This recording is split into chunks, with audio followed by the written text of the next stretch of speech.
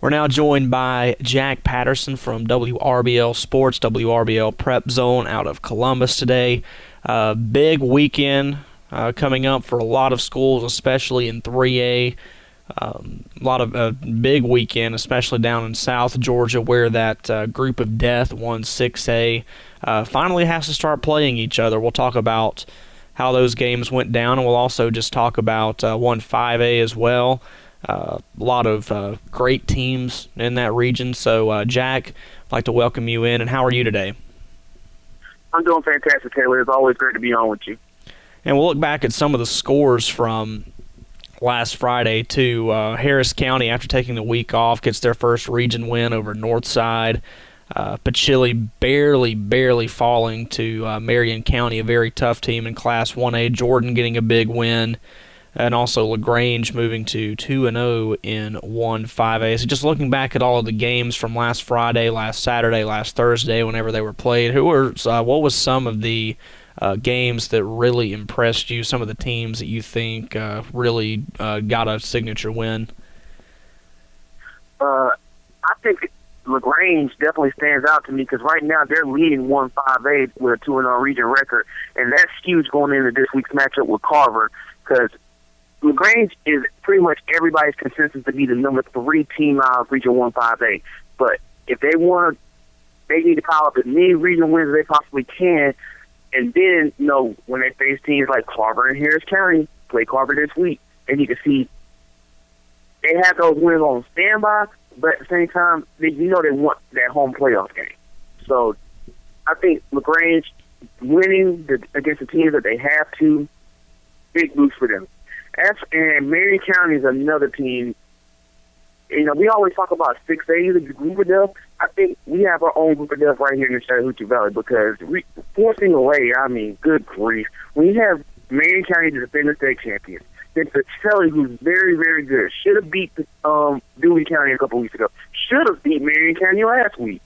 Then you have Brookstone, who's very good but been banged up. You have Greenville that's come out of nowhere. And this is something when I did my research for this interview that I didn't even know. Florida County's 2-2 in the region.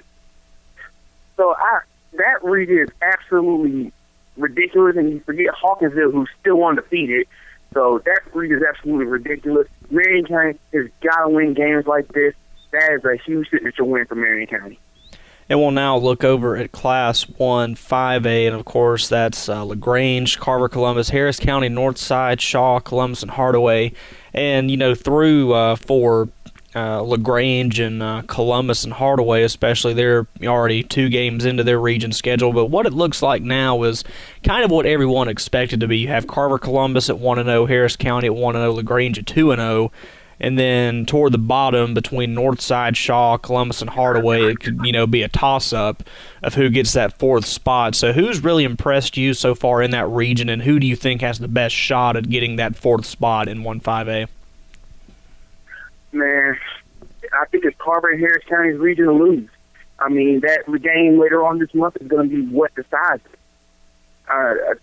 Honestly. Carver, Harris County are my 1-2. And I honestly can't really pick anybody until they play. It's so close. Those 2 teams are so talented. But those are definitely the 1-2 out of that region. Like I said a couple seconds ago, LaGrange is the number 3 until I see something different. And as for number 4, I had picked Shaw, and then they went on and lost to Northside. So now I really have no clue what's going to happen.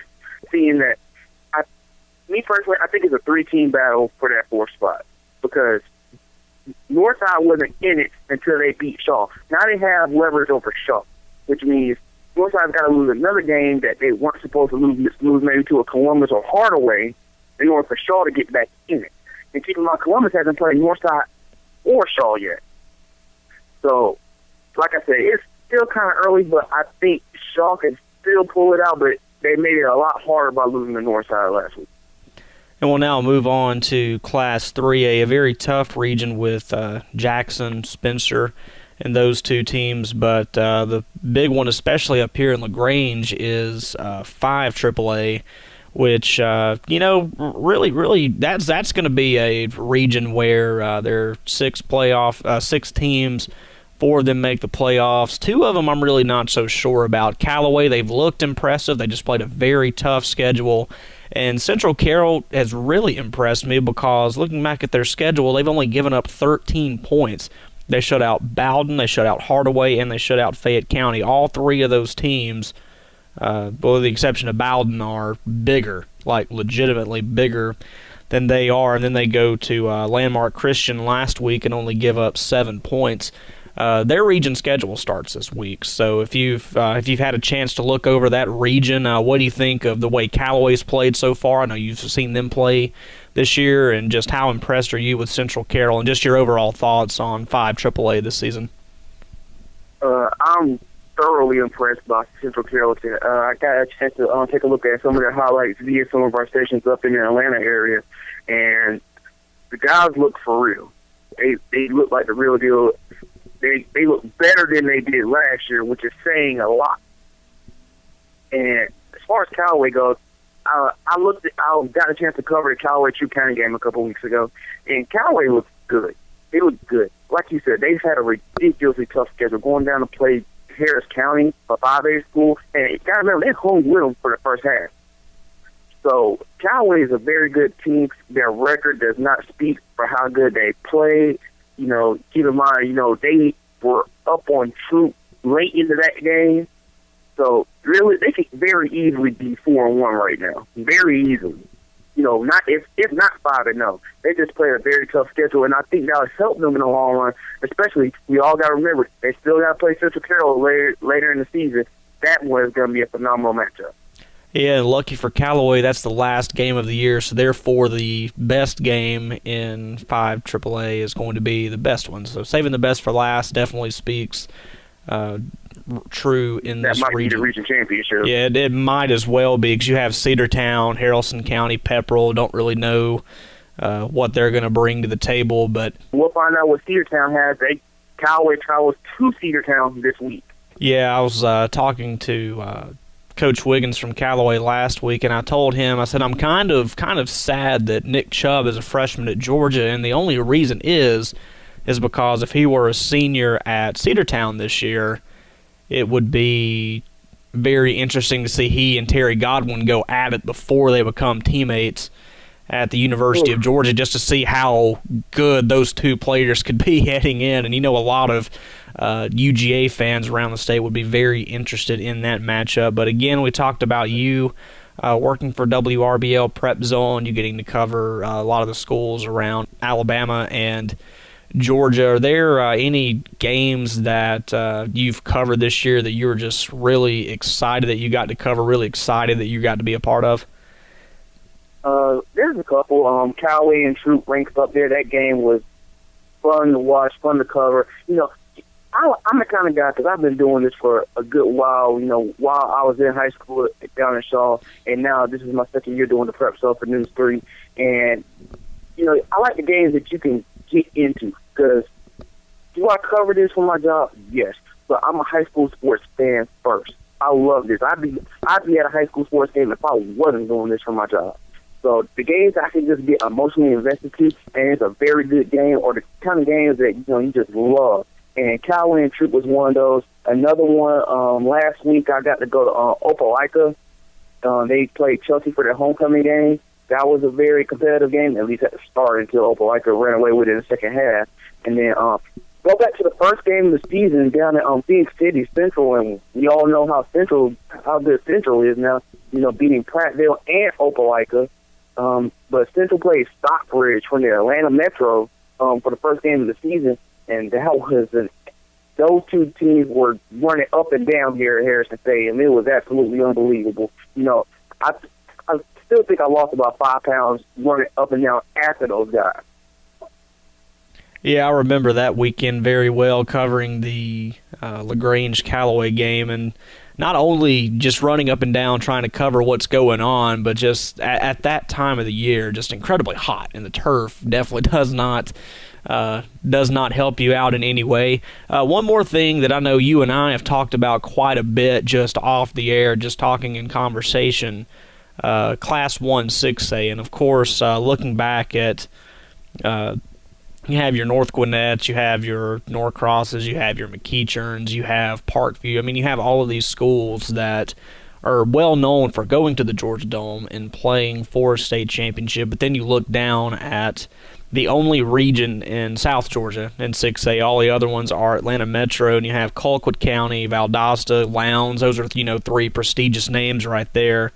Camden County, which is they've really been on the rise lately, and then Tift County and Lee County as well. They came into region play, all five of those teams 5-0. Unheard of just how tough they are. Now, we've been told that Valdosta, they have the best secondary in the state. Colquitt County, more than likely, is the best all-around team. But, of course, you can't sleep on Camden. You can't sleep on Lowndes. Just looking back at 1-6A down in South Georgia, how impressed are you with the way that region has turned out so far this year? And who do you see ultimately winning that region? The short answer is I have absolutely no idea. I have no clue.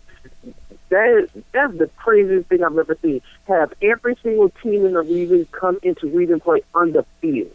That is nuts. There's no explaining that. There's just not. And the thing is, that region is so tough. The number 4 seed in that region can win the state championship. And I'm not even over exaggerating. The number 4 team in that region can win the region championship. I mean, the state championship. As for who might win it, if I had to pick a front runner right now, I'll probably go with Colquitt County on the sheer fact they beat Camden County last week. But when I say it's a toss-up, it's a literal toss-up. You can pick anyone. The fighting factor is that two of these teams are going to be extremely good. Two of these teams are going to be at least 500. They're going to finish the season 5-5 and not going to make the playoffs. At the least. More than likely 6-4 because they'll probably win one region game. So that's the frightening part.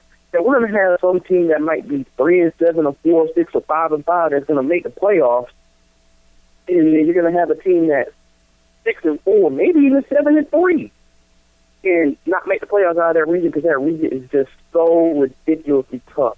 I'll be honest. I'd be willing to put Region 1-6A against any region, not just in the state, but in the Southeast. I mean, that region is just brutal, to say the least. Yeah, it kind of makes you wonder if they'll at least just have a bowl game or something to at least give one of those 6-4, 7-3 teams from 1-6A at least some credit, some just appreciation for how well they've played so far. But Jack Patterson from WRBL joining us on Troup County Sports Weekly this week. Jack, it's been an honor to talk to you again, and of course we'll have to get you back on later on in the season. Playoffs are coming up. As sad and as weird as that is to say, we're going into our 6th, sometimes 7th game, depending on who you're talking to. Game of the season. Playoffs are coming up, so of course I would like to get you on some more later on because Carver of Columbus, Harris County, looking to have a good playoff run in Class 5A. So again, thank you, and we want to wish you the best of luck heading into the rest of the high school football season. Awesome. Thanks as always, Taylor. I love coming on with you guys. I love covering Troup County sports, so thanks always for having me on. I'll come on anytime.